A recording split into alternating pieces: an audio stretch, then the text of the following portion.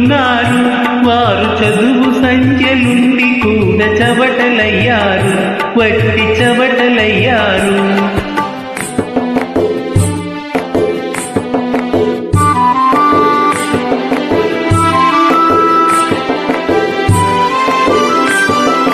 పడక మీద తుమ్మ ముళ్ళు పరచెనొక్కడు, అయో ఇంటి దీపమార్పివేయనించెనొక్కడు.